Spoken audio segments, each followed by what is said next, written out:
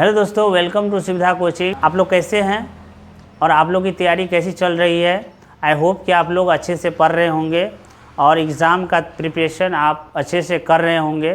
ठीक है, तो आप लोग सभी सब्जेक्टों को ध्यान से पढ़ते रहिएगा। ठीक है, और यहाँ पर आज हम लोग हिंदी व्याकरण से अव्यय पढ़ने जा रहे हैं। तो देखिए इसमें अव्यय क्या होता है। तो अव्यय वे शब्द होते हैं जिन पर वचन, लिंग, कारक, काल इत्यादि का कोई प्रभाव नहीं पड़ता है, उसे अव्यय कहते हैं।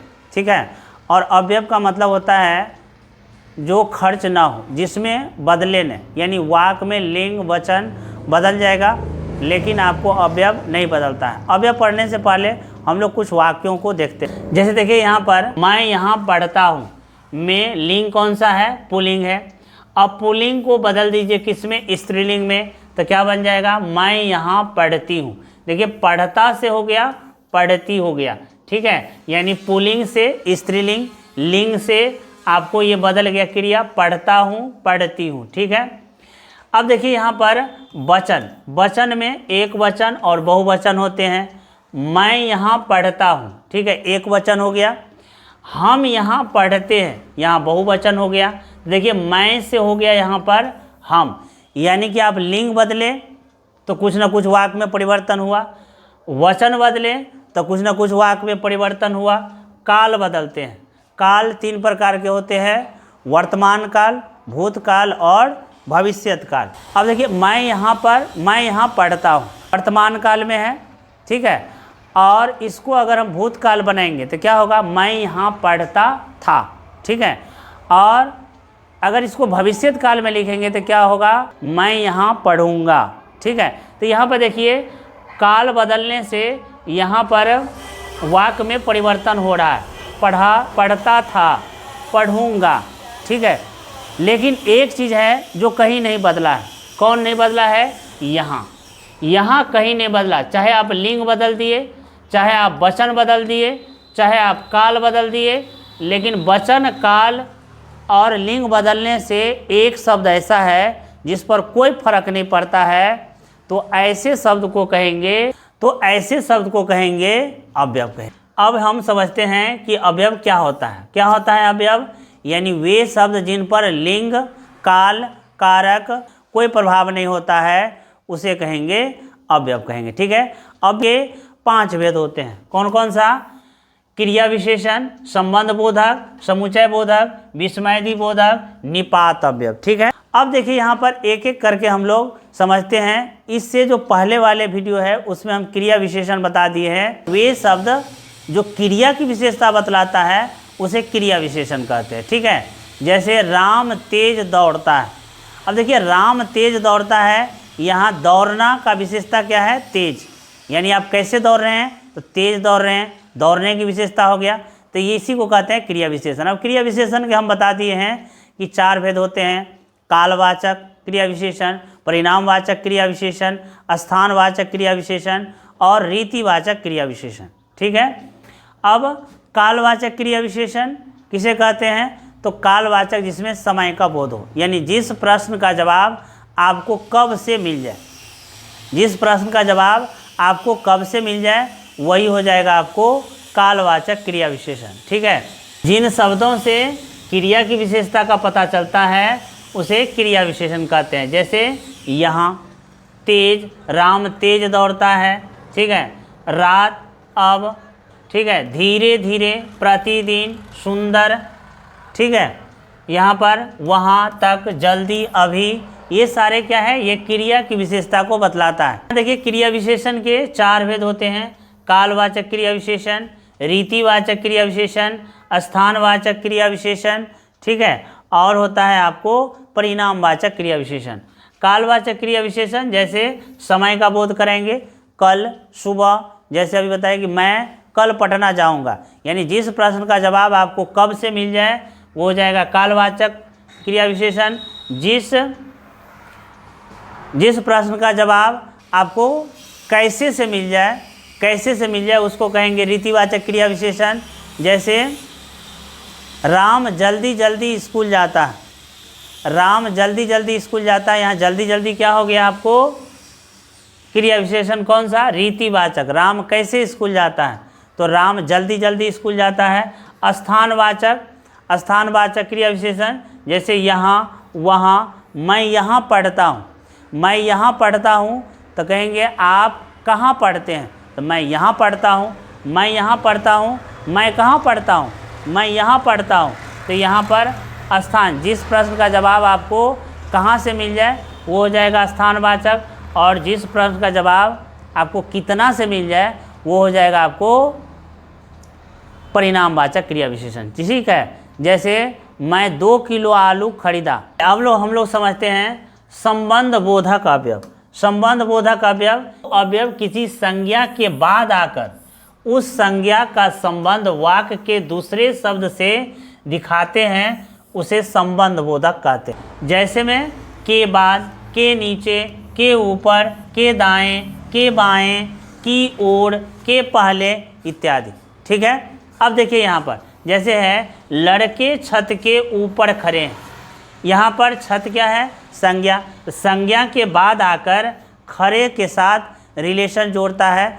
जैसे लाल किले के ऊपर तिरंगा है, यहाँ लाल किला क्या है? संज्ञा है, और के बाद आया क्या? एक शब्द आया के ऊपर, और तिरंगा, यहाँ तिरंगा शब्द से यहाँ संबंध जोड़ता है, तो के ऊपर हो गया यहाँ पर संबंध बोधक अवयव। और देखते हैं यहाँ पर जैसे विद्यालय के सामने नीम का पेड़ है। ठीक है, तो विद्यालय यहाँ संज्ञा है, उसके बाद एक अवयव आया यहाँ पर, और नीम का एक पेड़ के साथ संबंध जोड़ता है, तो के सामने हो गया यहाँ पर संबंध बोधक। मकान के पीछे सड़क है, वहाँ पूर्व की ओर तालाब है। जंगल के पीछे नदी बहती है, संदीप से पहले राहुल पहुँचा था। ठीक है, मैं तुम्हारे अतिरिक्त किसी के साथ नहीं जाऊंगा।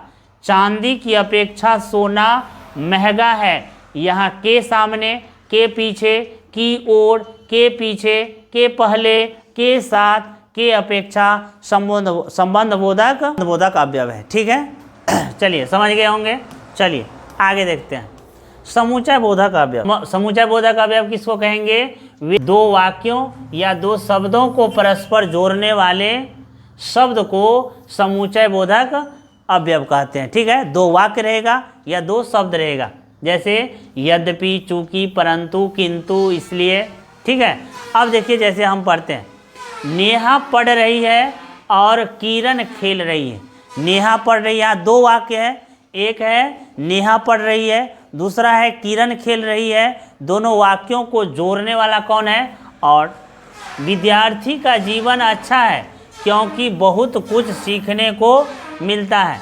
यहाँ पर 1-2 वाक्यों को जोड़ने का काम कर रहा है। विद्यार्थी जीवन अच्छा है क्योंकि बहुत कुछ सीखने को मिलता है। यहाँ क्योंकि मोहन ने कहा कि वह कल जाएगा, कि राम बीमार है लेकिन स्कूल गया है, लेकिन।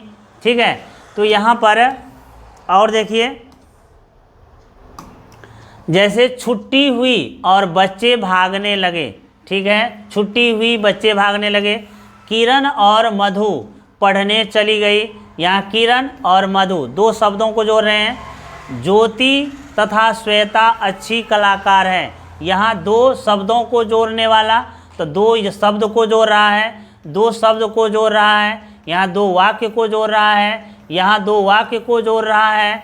ठीक है, तो ये सब सारे और, क्योंकि, कि, लेकिन, और, तथा, ये सारे हो जाएंगे क्या? समुच्चय बोधक अवयव। ठीक है, समुच्चय बोधक अवयव 2 प्रकार के होते हैं। एक होता है समानाधिकरण समुच्चय बोधक, एक होता है व्याधिकरण समुच्चय बोधक। ठीक है, समानाधिकरण समुच्चय बोधक हो गया और, तथा, एवं, या आदि, और व्याधिकरण समुच्चय बोधक हो गया क्योंकि, कि, ताकि। ठीक है, अब समानाधिकरण समुच्चय बोधक देखते हैं, यानी जिसमें वाक्यों या शब्दों को समान रूप से जोड़ा जा रहा हो उसे समानाधिकरण समुच्चय बोधक कहते हैं। समान रूप से, जैसे कविता और गीता एक कक्षा में पढ़ते हैं।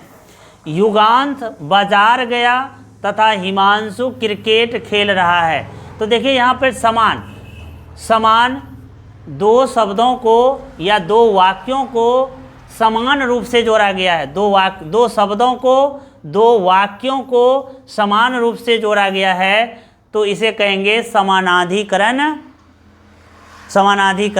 अवयव कहेंगे। ठीक है। अब यहाँ पर दूसरा देखते हैं वेधीकरण। वेधीकरण में क्या होगा कि जिसमें वाक्यों या शब्दों को समान रूप से नहीं जोड़ा गया हो उसे कहेंगे व्याधिकरण समुच्चय बोधक। जैसे मोहन बीमार है इसलिए वो नहीं आएगा, यदि तुम अपनी भलाई चाहते हो तो यहाँ से चले जाओ। राम नहीं गया क्योंकि वह कल जाकर आया है। मोनिका ने बताया कि उसका जन्मदिन जनवरी में है, उसने बता दिया था ताकि सीता को बुरा न लगे। ठीक है। अब देखिए